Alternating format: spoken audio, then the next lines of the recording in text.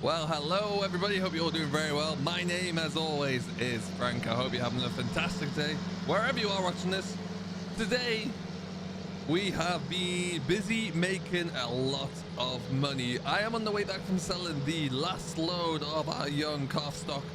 We've held on them now for a little over about 6-7 months, fattened them up, put a lot of weight onto them, and now they're way off. We've sold them, but they've just kind of gone to the auctioneers over there, where they're going to be picked up, and eventually they'll end up in the abattoir, and then eventually after that they're going to end up on your plates in the supermarket there for beef. Mine was some of them phenomenally well finished, actually, even if I do say so myself. Really proud with how everything came together there, but they're looking really good, really clean, really healthy, which is good news. And I just think that it was a nice thing to finally get those out of here, so I don't have to worry about them anymore. That's all done, and we can move to focusing on the rest of the harvest for the summer. But we're not going to do that straight away. We are still deep in silage. First cut's pretty much all done. It's not all carted in yet. We still need to do a bit of carting up at farm 2. But today we need to get some slurry kicked out and about, so that's exactly what we're going to be looking into very shortly there. We have both tankers set up there. We're going to start with the dribble bar just around the farm, around the home farm there, really, because we're using the dribble bar for everything this year, and we may well be venturing out to get a second dribble bar sooner rather than later as well.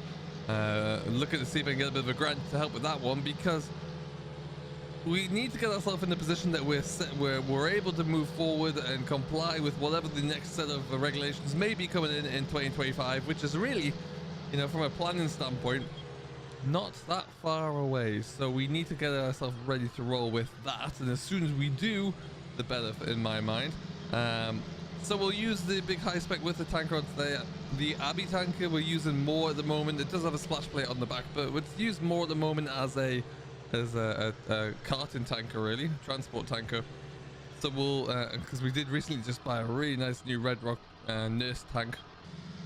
Now that tanker will be getting parked at the edge of the field there, so we can actually have one person driving and carting to and from, and the other will be on there with a little bit of with the tanker in the field. So that's the aim behind it. So it should work pretty well. But yeah, mainly really pleased that we've got those cattle sold. It gives us an injection of funds there that we do rely on here at the farm. Yes, the dairy herd's always going strong, but that's always a really nice big healthy boost. Always got my eye on a few. That's interesting. Tractor just died on me. It's interesting. I'm gonna have to keep an eye on that. That just kind of died on me out of nowhere. Okay. But yeah, like I was saying, we've always got our eye out on a few new investments for the farm. A few different bits and pieces there that will go a long way to help the farm, and also just a little bit more reinvestment into the dairy herd as well. We'll keep continuing to climb with those numbers, so we'll see what we get up to next. It's always a little bit tight to get around here at first. There you go. Back we go there as well. Awesome stuff. I hope you're all doing fantastically well. Do let us know down below in the comment section there what you're working on as well. And we're gonna knock that off here. We don't need this tractor again for a little bit today, so that should be all good. Yeah, so I got our two tankers all set up there. We went through them the other day and just had to service them down a little bit here. The mighty big 7810 is on the high spec just because it's a bit bigger, a bit heavier tanker. Really needs a little bit more controlling, but that's looking good. Of course, 68 is on the Abbey. And yeah, it'll give us plenty of work to do. There's not as many contracts jobs coming in recently, perhaps because I moved away from the area where most of my clients were, but we'll see what we can do around about that moving forward. Hopefully we'll get some more. That would be the best thing.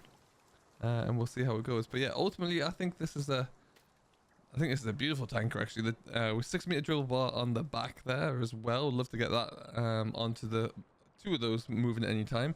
Having the autofill options as well is great. What we'll probably look to do is get this set up in a manner whereby we'll have one of those automatic stands on the deck so that we can fill up the nurse and trailer, which is actually just over here. I haven't really shown this off in too much detail yet since we bought it. We just kind of flung it into the side. Nursing trailer, what we'll do is park this up the edge of the field here and then put the hose onto here, stick it down and put one of those stands on so we can fill it with the easy fill on the side of the high spec, and that should really get us flying along and we should be looking good. Silage here is all coming along looking very nicely indeed. Looking to hopefully get a few more bales in so we can kind of fill this all kind of up there really. That'll be neat. Like to see that happen. But yeah, to do that, we need to get some slurry on the deck so we can get it cut again. Now, because this is slurry going onto silage ground there, it will mean it's going to be a while until we can cut it. We have seen some phenomenal weather of late, which would kind of encourage grass growth like nothing else. But I'm hopeful that we don't get it too soon, because what we can't do there is incorporate slurry or muck back on into silage, because otherwise it'll be in the pit there or in the bales and the cattle just won't touch it. They won't go near it. So we need to think about that one and try and make sure that we can get this on now, so we've got plenty of time for this to grow through. We're going to put it on quite a light application level to begin with, and that's why we're going to try using the dribble bar for it as well there, because I just want to ensure that, as I'm going to go backwards here, I just want to ensure that we can get away with a good second cut on here as well. That's going to be very important for us. Okay, so we'll just reverse this in. What we're going to do is get this all filled up nice and quickly, and then we'll be on. We're going to have a bit of a play with the dribble bar in the field and see just what mischief we can get ourselves up to there. All right, so this tractor certainly feels when there's a load on the back like this. Heavens, it is heavy. Heavy. Anyway, that's why we're sticking onto here. That's why it works so well.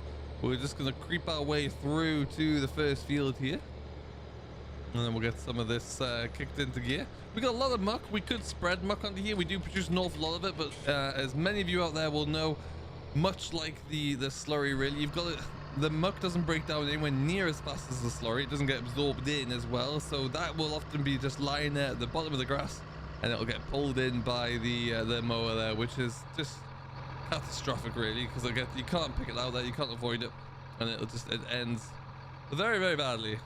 All right, so hopefully if I have this all wired in properly,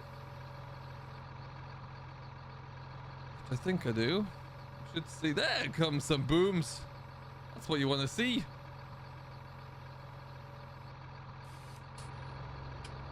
Excellent stuff. Okay, and so PTO. Oh. All right, then away we go.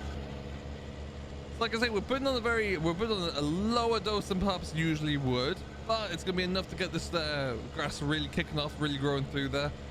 We don't have as much slurry as we used to, because of course we do have straw in there, so it dries up a lot of that waste. So we'll put on a bit of lights there. It still keeps our tank down, keeps us on top of that, but it also just gets all of this growing nice and quickly as well there. So it's a bit of a win-win. Oh, we're getting a bit sticky there. All right.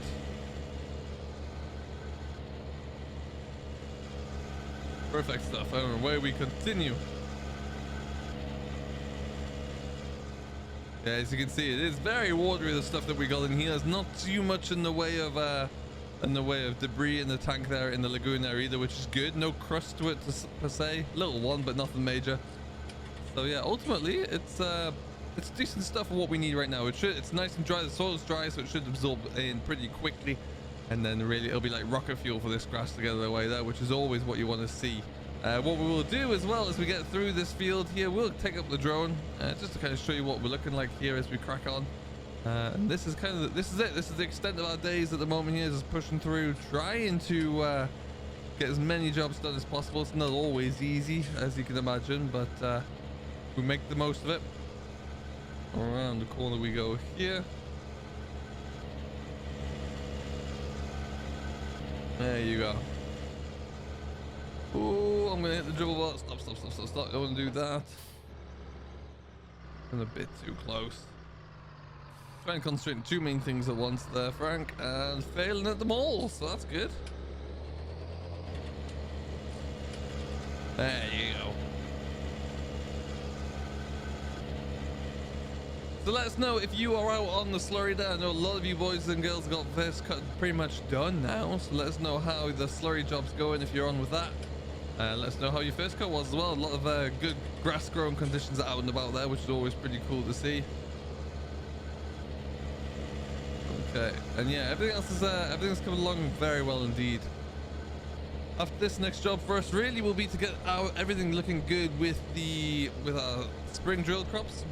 It's all pretty much good there. A little bit of spray wouldn't hurt in some places though, so I have to get the sprayer onto the 60/30. Do a little bit more of the cereal work there, but yeah, otherwise I think we're onto a good thing there. Hopefully what we need now in May and June is some really good drying weather. A bit of rain in May there just to get everything growing, and a bit of heat in June. The sunshine goes a long way to really, that's the grain growing stage there. So that's when you really want to see it starting to produce those seeds there, and that'll ultimately mean a good yield. And plenty of straw to go with it, which is obviously what we need. How much we got left in here? Oh, not much.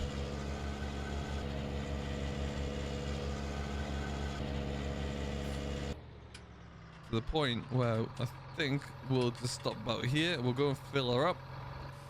What we'll do, we'll fill her up. We'll get back out here, get the drone up there so you can see what's going on, and we'll be able to get flying as well. So let's get after it. I can't let you go, baby.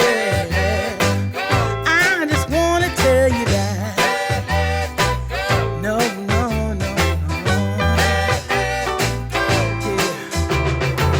Yeah. All of my friends say, girl, you better take care. 'Cause that man is trouble, you best beware. And though deep down, I know I might be headed for teardrops. Now that you got me started, I just